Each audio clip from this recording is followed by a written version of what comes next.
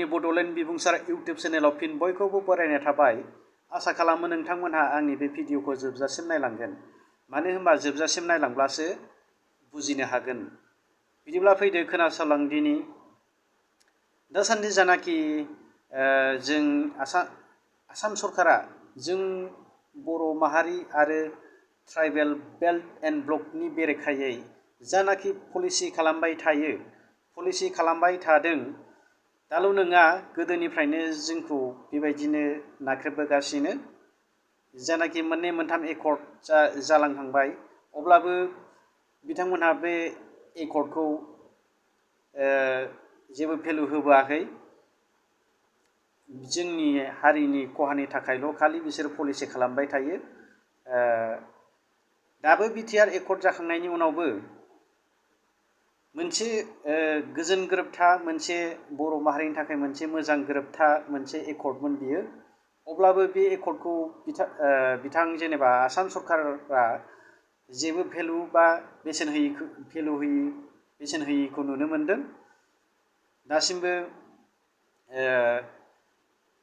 मोनसे बाथ्राया साननो गोनां, जानाखि एलायन्स गभार्नमेन्ट बिजेपिजों जोंनि इउपिपिएलजों एलायन्स गभार्नमेन्ट जासेयावबो बिटिआर एकर्डखौ मोनसे भेलुलेस खालामनाया बिटिआर सागान होगिरिफोरनि थाखाय जोबोद साननो लागा बाथ्रा। सीएम सारा गावबो मोनसे सागानगिरि, अब्लाबो बेफोर बायदि पलिसि खालामबाय थानायखौ जेबो बेरेखा खालामि बा जेबो बुंनो हायिया जोंनि थाखाय दुखुनांथाव बाथ्रा। नङाब्ला बिथाङा जानांगौ पाब्लिकफोरजों इन्टारेक्ट खालामै बिथाङा आसाम सरकारनि पलिसि खालामनायखौ जेबो खबर मोनला बा खबर लानो सम गैला। बेखायनो आसाम सरकारनि पलिसिफ्रा एक्टिभ जागासिनो। जुदि खबर मोनब्लाबो जानांगौ बिथाङा सासे आसाम सरकारनि सासे फुथुला बायदि बान्दा। बेखायनो आसाम सरकारनि बेरेखा जेबो बुंनो थाखाय बेहा साहस गैया बा बुंनो हाला। बेयो जोंनि थाखाय साननो गोनां बाथ्रा। बिथाङा बिटिआर एकर्डखौ मोनसे आबुं एकर्ड बा जाथ'नाय गैयै मोनसे बिटिआर खालामनो होननानै बिथाङा इलेक्सन केम्पेइनफ्राव बुंबोदोंमोन। बिथाङा परिबर्तन जात्राबो खालामदोंमोन। सीएम जाखांनायनि उनाव गोबां गामि गामि हाबदोंमोन, अफिस चेक खालामदोंमोन, हस्पिटाल, इनस्टिटिउसन बायदिसिनाफ्राव थांदोंमोन। नाथाय बेफोरनि गेजेराव बिथाङा चेक खालामसेयावबो, दावबायसेयावबो बिथाङा मोनसेबो मोनसेबो गोरोन्थि, मोनसेबो जाख्ल'नाय गैयि, मोनसेबो रेकर्ड दिन्थिनो हायाखै। जानाखि बिथाङा मोनसे हेल्पलाइन नाम्बारबो होदोंमोन। बे हेल्पलाइन नाम्बाराव दानसेनि गेजेरावनो बेसेबांबा कमप्लेन थांदोंमोन।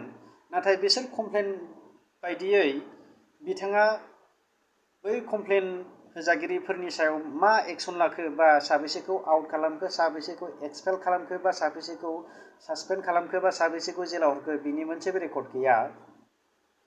बे जोबोद साननो गोनां लागा बाथ्रा।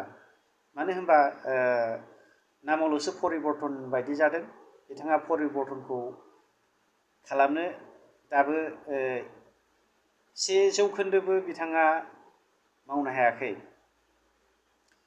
ओरै फारसेथिं बोसोरसेयानो थांनोसै। सिगाङाव लकडाउन होननानै बिथाङा मावनो हायाखै बुंदोंमोन, नाथाय दा लकडाउना जोब्बाय, दा उदाङै मावनो हानाय जाबाय। नाथाय दासिमबो बिथाङा गावनि समायखिराखौ 1%बो मावफुंनो हायै बायदिखौ नुदों। दा आसोल खोथायाव थांनोसै। मेन खोथाया सीएम सारा मावनो हायाखैब्लाबो नाथाय जोंहा सासे दङ राफोद, बिटिआरनि इएमफोरनि मादाव राफोदसिन, साहस गोनांसिन बा स्ट्रंगेस्ट एमसिएलए होनजायो। बिथाङानो जाहैबाय EM राकेश ब्रह्म बिथाङा गावनि साहसजों गोबां मानसिफोरखौ जाख्ल'नायनि सोमोन्दो जानायफ्रा दं बेफोरखौ बिथाङा गोख्रों राहा लागासिनो माखासेखौ सासपेन्डबो खालामबाय माखासेखौ आउट खालामबाय बायदि बायदि स्कुल सिन्थायनो बिथाङा बन्द' खालामदोंमोन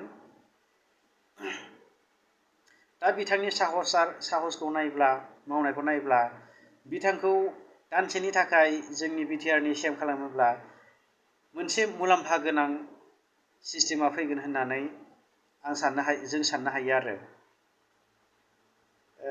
जानाखि बिथाङा MCL जाजेननायनिफ्रायनो बिथाङा गावनि दरमाहाखौ पाब्लिकफोरनोसो राननानै होदोंमोन बे जोंनि थाखाय जोबोद मोजां बाथ्रा बेखायनो जोंनि पाब्लिकफ्रा आरो काउन्सिलाव सावरायलायनानै बिथांखौ दानसेनि थाखाय CM खालामनायनानै नायब्ला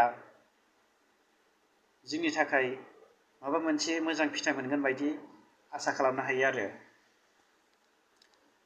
जानाखि जानानै थांखांनाय जाथायखौबो गोसोखांनो गोनां लागा जादों जानाखि फेक एनकाउन्टार जानानै थांदोंमोन बेखौ जोंनि चिफ सारआ गोख्रों राहा लामा लानायखौ नुनो मोनाखै नाथाय बै समाव जुदि राकेश ब्रह्मआ चिफ मोनब्ला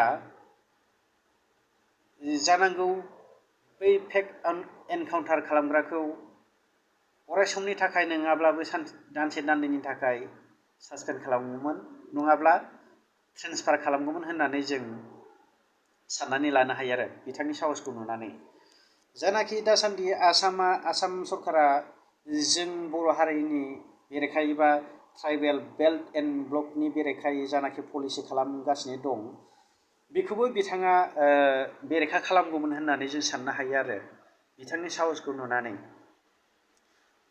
बेखायनो बिथांखौ